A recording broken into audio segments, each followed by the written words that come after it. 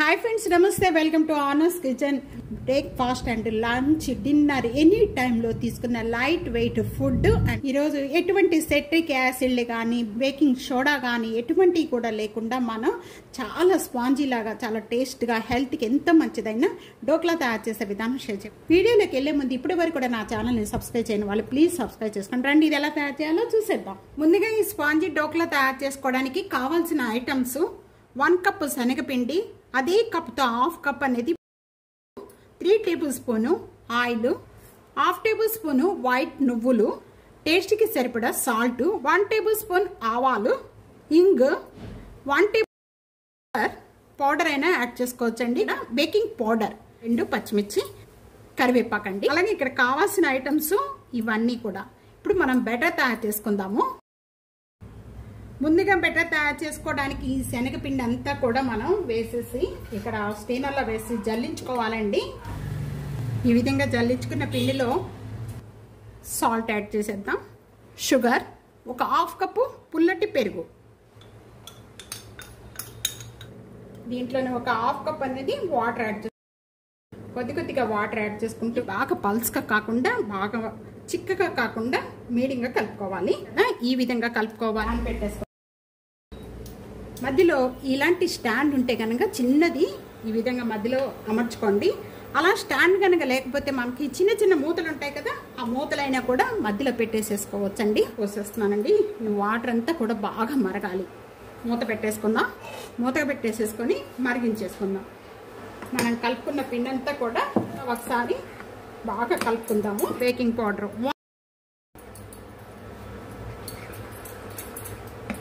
ఇప్పుడు మనం ప్లేట్లోకి సెట్ చేసే ముందు యాడ్ చేసుకోవాలి. ముందుగానే అనేది యాడ్ చేసుకోకూడదు. ఒక హాఫ్ టేబుల్ స్పూన్ ఇక్కడ ఆయిల్ యాడ్ చేసి ఎట్లయితే సెట్ చేసుకుంటామో ఈ పిండి అంతా కూడా దీంట్లో మొత్తం ఆయిల్ కానీ గీ కానీ అప్లై చేసుకోవాలి. ఎందుకంటే మనకి డోక్లా అంతా రెడీ అయిపోయిన వెంటనే కూడా మనకి ఈ ప్లేట్కి అతుక్కోకుండా ఈజీగా పైకి వచ్చేస్తుంది. నేను ఈ మొత్తం కూడా దీంట్లోకి సెట్ చేసిన దీంట్లోనే మనం ఆయిల్ యాడ్ చేసాను. ఆయిల్ అంతా రాసిన వెంటనే కూడా ఇప్పుడు మనం కలుపుకున్న పిండి అంతా కూడా దీంట్లోకి సెట్ చేసేస్తున్నాను. కొంచెం ప్రెస్ చేసుకోవాలి. ఈ విధంగా ప్లేట్ అంతా సెట్ అయిపోయింది. వాటర్ అంతా కూడా బాగా దీని మీద పెట్టేసుకోవాలి. ఇప్పుడు మనం సెట్ పైన మూత పెట్టేసుకుందాము.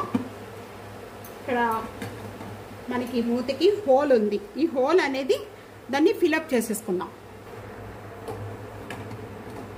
మీడియం ఫ్లేమ్లో ఒక 15 మినిట్స్ వరకు కూడా పెట్టేసేసుకుంటే మనకి డోక్లా అనేది రెడీ అయిపోతుంది. ఇదిగోండి టైట్గా ఉంది మొత్తం కూడా. ఈ విధంగా ఉండగానే ఇంకా నేను స్టవ్ ఆన్ చేసేస్తున్నాను. ఈ విధంగా తీసుకోవాలి. పెట్టేసేయండి. పైన పెట్టేసేసి చూస్తే ఇక్కడ ఆయిల్ అంతా కూడా బాగా కాయిపోయి ఇక్కడ మస్టర్డ్, పచ్చిమిర్చి, ఇంగువ, ఇప్పుడు ఇక్కడ మనం కర్రీ లీవ్స్ కూడా యాడ్ చేసేద్దాం. ఇక్కడ ఇలా వేగిపోయిన వెంటనే ఇంకా స్టవ్ బంద్ చేసేద్దాం. తాలింపు అంతా కూడా ఇప్పుడు మనం దీని మీద యాడ్ చేసేసుకుందాం. అంటే చాలా టేస్ట్గా ఉంటుంది. హెల్త్ కూడా చాలా మంచిదండి. దీంట్లో మనం ఏమి సిట్రిక్ యాసిడ్ కానీ సోడా కానీ ఎటువంటి కూడా మనం కలుపుకుంటూ చేసాం కాబట్టి తప్పకుండా ఇదే కొలతలతో ఇదే విధంగా ట్రై చేసి మీకు ఎలా ఉందనేది నాకు కామెంట్స్లో తప్పకుండా తెలియజేయండి. వీడియో నచ్చితే కనుక ఫ్యామిలీకి ఫ్రెండ్స్కి share and like, comment, subscribe చేసుకోవడం అస్సలు మర్చిపోవద్దు. ప్రక్కనే ఉన్న బెల్ ఐకాన్ని ప్రెస్ చేయండి. Thank you for watching.